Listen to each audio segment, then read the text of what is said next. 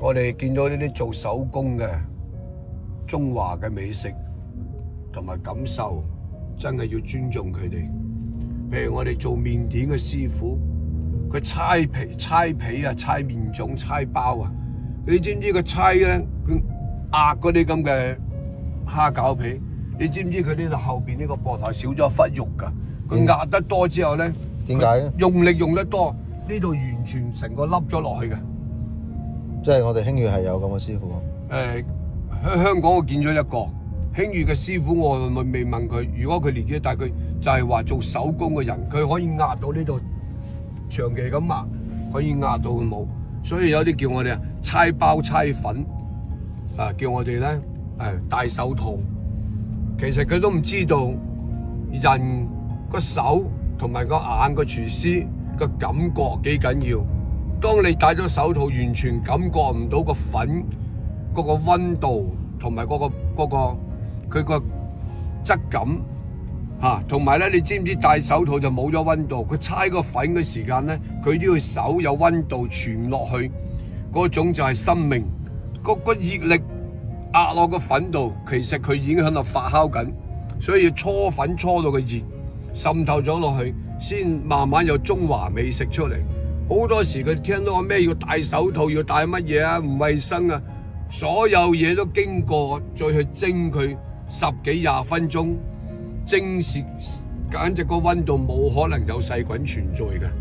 我哋唔好聽嗰啲講，你話戴手套咁就慢慢變成咧，全部只有工廠做機械化，工廠都有手工嘅喎。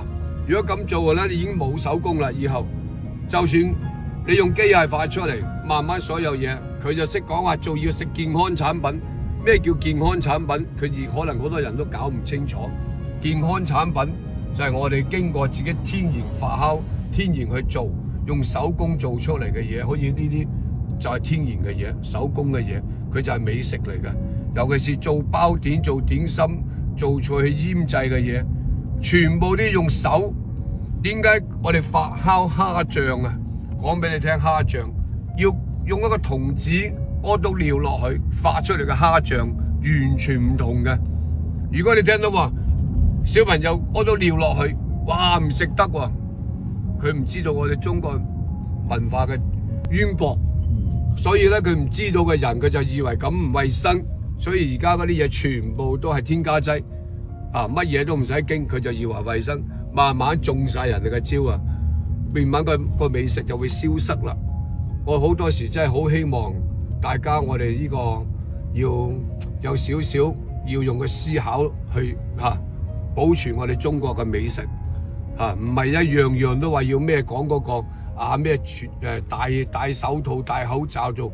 如果你戴晒手套戴晒口罩嗰啲，除非佢個煙，如果好似頭先阿龍師傅佢好多煙上嚟嘅，你唔叫佢咧戴口罩啦。但係因為佢要好多煙啊，佢要戴住個口罩啊。其實戴口罩係保護自己嘅，唔係攞嚟戴口罩係話講佢唔衛生嘅。好多人佢唔明白啊。當時我哋戴口罩咧就係因為要保護自己啊，唔係攞嚟傳染俾人啊。